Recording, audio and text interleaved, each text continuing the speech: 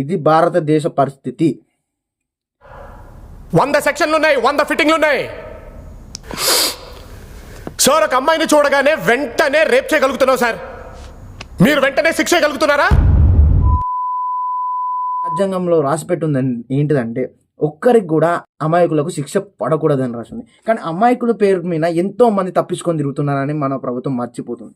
And రాజకీయ నాయకులను కాపాడుతున్న ఈ రాజ్యాంగం అండ్ అలాగే ఎవరైతే ఉన్న వాళ్ళని కాపాడుతున్న ఈ రాజ్యాంగం సామాన్యులకు న్యాయం ఎలా చేస్తుంది అనేది ఇక్కడ క్వశ్చన్. సో రాజ్యాంగాన్ని ఎవడు అవసరానికి వచ్చినట్టు వాడు మార్చుకుంటూనే ఉన్నాం. సో ఇలాంటి కేసులకు కూడా ఖచ్చితంగా మార్చాలి.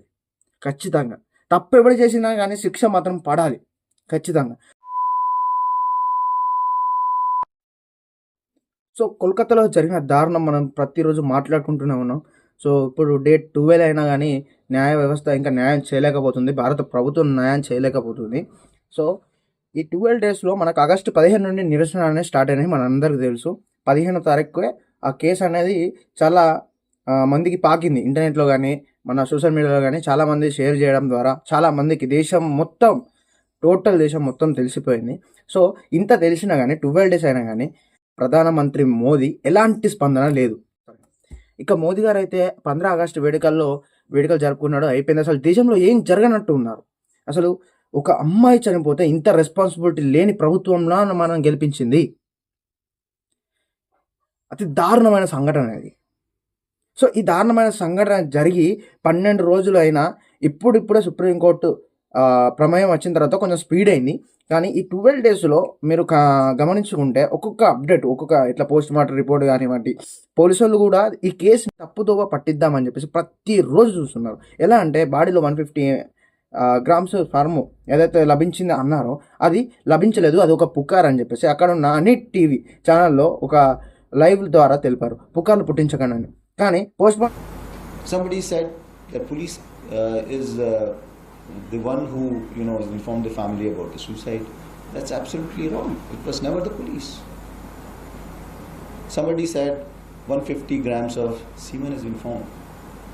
I don't know from where have they found this kind of information, and it is circulating in the media in all kind of forms, and people I don't know, people are tending to believe it, or they are trying to create confusion amongst the people. So I would like to request you all that please, there is a new investigating agency. We have handed over anything and everything which we had, and our officers are cooperating with them. Anything which they want, they have already been.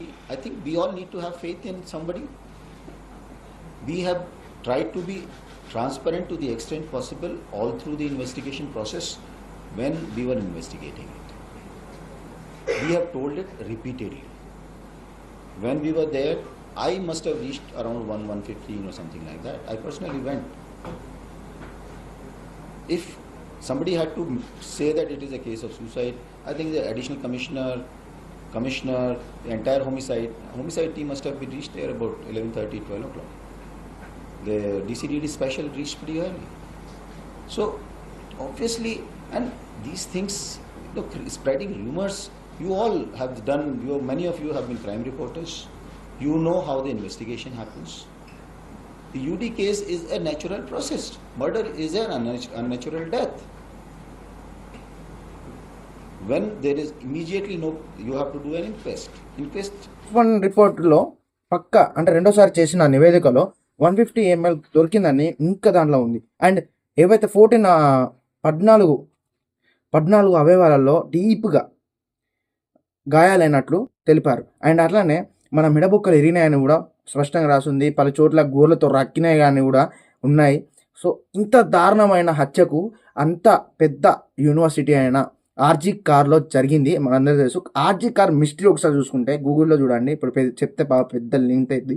So RG car government హాస్పిటల్లో PG యూనివర్సిటీలో దాదాపు 2001 నుంచి చూసుకొని ఇప్పటి వరకు చూసుకుంటే 7 హత్యలు జరిగాయి. ఆ 7 హత్యలు కూడా కేసు పెట్టడం, దాన్ని ప్రాసెస్లో ఒక 7 or 6 days వర్క్ చేసి తర్వాత మధ్యలో వదిలేసినవే.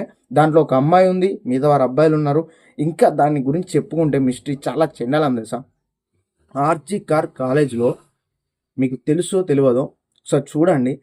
అక్కడ అమ్మాయిలను బయట అమ్మాయిలను తీసుకొచ్చి పవర్ను షూట్ చేసుకునే వాళ్ళట. అంటే అవి మన వేరే వీడియోలు షూట్ చేసుకొని దాని ద్వారా డబ్బులు ఆ మాఫియా నడిచేదట. ఇంకా డ్రగ్స్ మాఫియా నడిచేదట. ఇదంతా ప్రిన్సిపల్ హయాంలోనే నడిచేదట ఆర్జికర్ కాలేజ్లో. సో ఇదంతా పక్కకు పెడితే ఇక్కడ మనం మాట్లాడుకోవాల్సింది ఈ హత్య గురించి, రేప్ అండ్ మర్డర్ గురించి. రేప్ అండ్ మర్డర్లో చాలా విషయాలు సిబిఐకి ఎందుకు అర్థం కావట్లేదు అది రేప్ అండ్ మర్డర్ అని. అండ్ ఎస్, ఒకవేళ నేను ఇక్కడ ఆ సెమిస్టర్ అంటే మర్డర్ జరిగిన ప్లేస్ యొక్క ఒక మ్యాప్ అనేది పెడతా. అంత పెద్ద యూనివర్సిటీలో 2 సీసీ కెమెరాలు ఉన్నాయి, గమనించాల్సిన విషయం. ఇంకా ఓన్లీ సంజయ్ అట్లా బయటకు వచ్చినప్పుడు ఎంట్రీ ఇచ్చినప్పుడు ఓన్లీ సంజయ్ ఫుటేజ్ మాత్రమే లభించిందని చెప్పారు. లభించినప్పుడు పోలీసు వాళ్ళు ఎందుకు దాన్ని బయటికి అంటే ఆ ఫుటేజ్ని బయటికి ఎందుకు ఇవ్వలేదు? అండ్ ఇయర్ ఫోన్స్ అక్కడ పడేసిండని చెప్పారు. ఇయర్ ఫోన్స్ అయినా అంత క్లారిటీ ఎందుకు చెప్పారంటే అక్కడికి వెళ్ళినప్పుడు ఆయన ఇయర్ ఫోన్స్ కనెక్ట్ అయ్యాయని చెప్పారు. ఏమో ఈయన కావాలని ఇయర్ ఫోన్స్ పెట్టి ఈ కేసును తప్పుతో పట్టిస్తున్నాడేమో. అండ్ 18 మంది 20 మంది రేప్ చేసినట్టుగా ఇక్కడ మనకు ఏదో పోస్ట్ మార్టం రిపోర్ట్ అనేది రావడం జరిగింది. సో ఓకే, గ్యాంగ్ రేప్ అని అనుకుంటే ఈ 18 మందికి సెమిస్టర్ హాల్కి ఇంకొక వే ఏమైనా ఉందా రావడానికి? అండ్ అక్కడ ఆ విక్టమ్ ఏదైతే ఉందో ఆ బాడీ ఉన్న విక్టమ్, సో ఆ సెమినార్ హాల్ ఏదైతే ఉందో సెమినార్ హాల్లో నువ్వు ఏ చిన్న సౌండ్ చేసినా చాలాసేపు అంటే రీసౌండ్ వస్తుంది. ఏదైనా ఓ అన్నా కానీ రీసౌండ్ వస్తుంది. సో అంత 18 మంది హోల్డ్ చేసుకొని పెట్టినా కానీ అది గవర్నమెంట్ హాస్పిటల్. ప్రైవేట్ హాస్పిటల్ అనేది చాలామంది నైట్ టైంలో తిరుగుతూ ఉంటారు నిద్ర పట్టగా, లేదంటే ఏదో ఒకటి.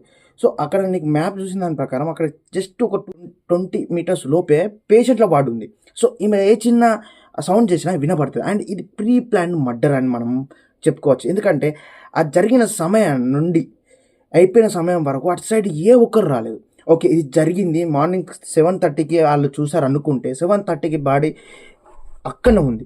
సో వీళ్ళు ఏం చేశారు, ఫస్ట్ పోలీసు వాళ్ళకి ఇన్ఫామ్ చేయకుండా ప్రిన్సిపాల్కి మాత్రమే ఇన్ఫామ్ చేశారు. ప్రిన్సిపాల్ వచ్చి ఇది ఆత్మహత్యగా సృష్టించి 3:30 గంటల సేపు పేరెంట్స్ని రానివ్వలేదు.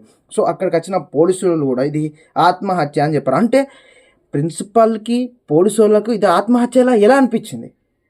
ఆత్మహత్య అనేది ఊరేసుకోవడం కానీ మందు తాగడం కానీ ఒక మందు బాటలు తాగడం కానీ జరుగుతుంది సెల్ఫ్. కానీ అక్కడ చూస్తే సెమీ న్యూడ్గా ఒక అమ్మాయి హాస్పిటల్లో పడుంది. దీన్ని చూస్తే ఆత్మహత్య అని ఎలా అంటారు? కనీసం పేరెంట్స్ ఆ విక్టిమ్ ఏదైతే ఉందో పేరెంట్స్ కనీసం కన్న తల్లిదండ్రులు కూడా చూపించుకోలేని పరిస్థితుల్లో 3 గంటలు ఎందుకు ఆపినట్టు? और कहती है कि सब कुछ खत्म हो गया। मैंने कहा क्या हुआ? नहीं, मेरी लड़की ने सुसाइड कर दिया है, ये खबर आई है हॉस्पिटल से। मैंने कहा सुसाइड किसने कहा, कैसे? बोले नहीं, उन्होंने कहा कि ये सुसाइड हुआ है। हम 4 जन, मिस्टर मिसेस, हम और हमारे एक और कर्मचारी, हम जब जाते हैं वहाँ हमको 3 घंटा खड़े रखा।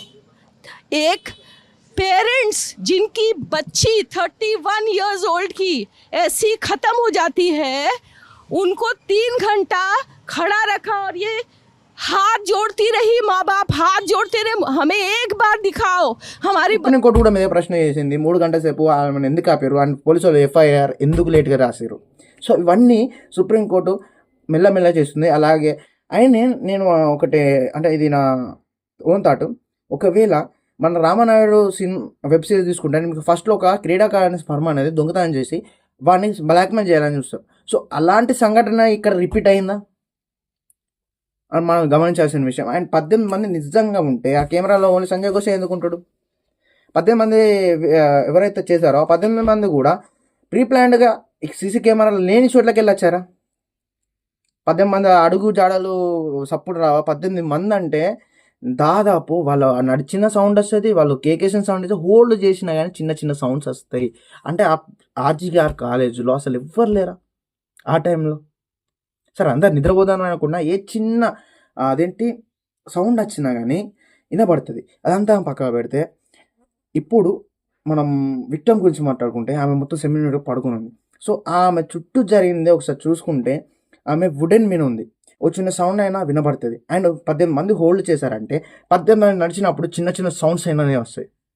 సో సెమినార్ హాల్లో సీసీ కెమెరా ఎందుకు లేదు? అంత పెద్ద హాస్పిటల్లో 2 కెమెరాలు అంటే సిగ్గుచేటు.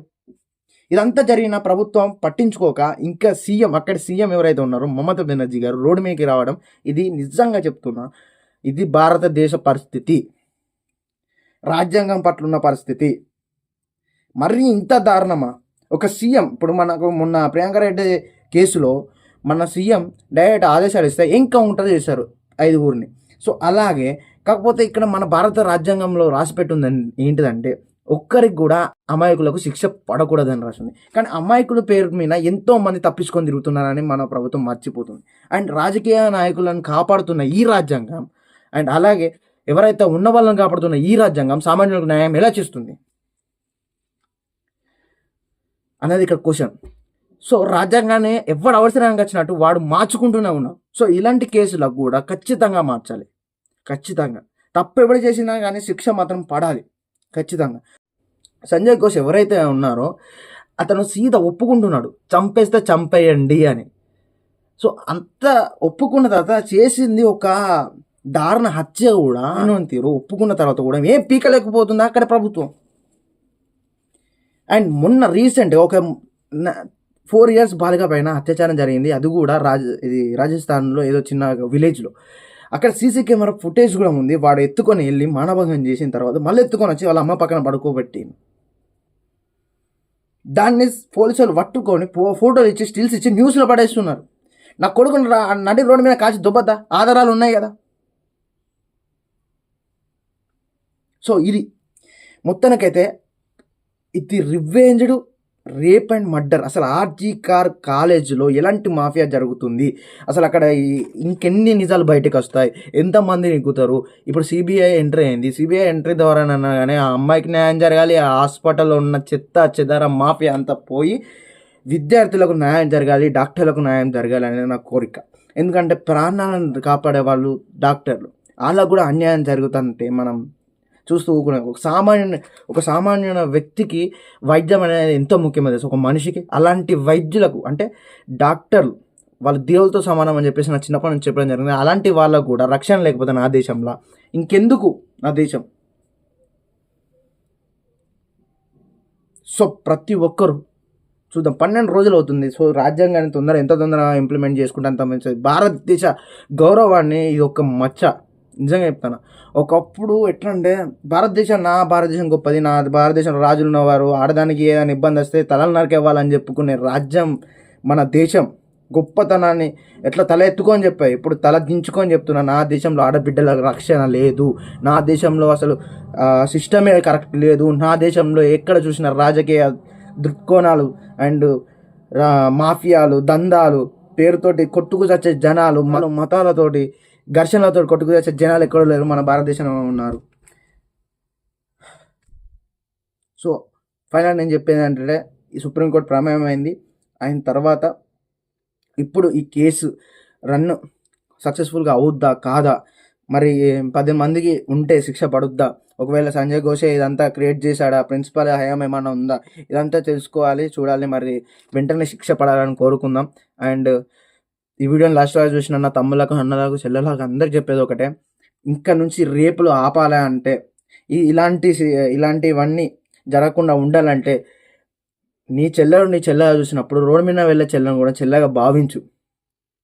అండ్ పేరెంట్స్ కూడా, తల్లిదండ్రులు కూడా తన కొడుకు ఎలాంటి వాతావరణంలో ఉంటున్నాడు, ఎలాంటి ఫ్రెండ్స్ మధ్య ఉంటున్నాడు, మొబైల్ ఫోన్లో ఎలాంటివి చూస్తున్నాడు, అసలు అతనికి ఎలాంటి చెప్తే మంచి సమాజానికి యూజ్ అవుతాడు. ఒక్కొక్కడు ఆర్మీకి వెళ్ళి భారతదేశం రక్షించాలని చెప్పేసి గోల్స్ పెట్టుకుంటారా. ఇదేందిరా చెత్త. సిగరెట్లు తాగుతున్నారు, గంజాయిలు తాగుతున్నారు. ఇదారా భారతదేశం? ఇంకెక్కడ డెవలప్మెంట్ అవుతుంది? ఒక అమ్మాయి పట్ల ఇంత దారుణం చేయాల్సిన పరిస్థితి అక్కడ ఉందంటే ఎంత దారుణంగా ఉందో చూడండి. కోల్కతా కానీ మన భారతదేశం కానీ. సో రేపులు ఆపాలంటే ఒక్కటే మనం చేయాల్సింది, అవగాహన పరచాలి. ఆడవారి పట్ల భద్రతను పెంచాలి. ఎలా అంటే ఇప్పుడున్న సమాజంలో పోలీసులు పక్కా ఉంటారు, రౌండ్ పెట్రోలింగ్స్ చేస్తారు. కాబట్టి ప్రతి ఒక్క ఆడపిల్ల దగ్గర ఒక సేఫ్టీ యాప్స్ అనేది ఉండాలి. ఆ యాప్లో సిగ్నల్స్ పంపిస్తే ఆమె ఉన్న లొకేషన్ దగ్గరికి వెంటనే దగ్గర ఎలాంటి పోలీసులు ఉన్నా వెళ్ళేటట్టు ఒక సిస్టమ్ రావాలి. ఆడవారు జాగ్రత్తగా ఇంటికి వెళ్ళాలంటే ఇంటి నుంచి బయటకు వచ్చినప్పుడు ప్లీజ్ మీరు పెప్పర్ స్ప్రే కానీ, ఒక చాక్ కానీ, లేదంటే ఏదైనా ఒక వెపన్ కానీ తీసుకొని రండి. అండ్ మీరు ధైర్యంగా అబ్బాయిని ఎదుర్కొనే అంత సమాజం మీలో ఉంటేనే బయటికి రండి. అండ్ వర్క్ ప్లేస్లో కూడా సేఫ్టీ లేదంటే ఇంకెక్కడ ఉంటుంది? సో నేను చెప్పేది ఏంటంటే పెప్పర్ స్ప్రే లాంటివి వాడండి, సేఫ్టీకి యూజ్ కావాల్సిన అన్నీ వాడండి. ఇక అవసరమైతే నాకు తెలిసి ఇప్పుడున్న ప్రభుత్వం అమ్మాయిలకు లైసెన్స్డ్ గన్స్ ఇవ్వాలి, ట్రైనింగ్స్ ఇవ్వాలి. నా కొడుకులను ఎవడైనా మీదకి వస్తే కాల్చి దుబ్బేటట్టు ఉండాలి. అప్పుడే రేపులా అవుతాయి.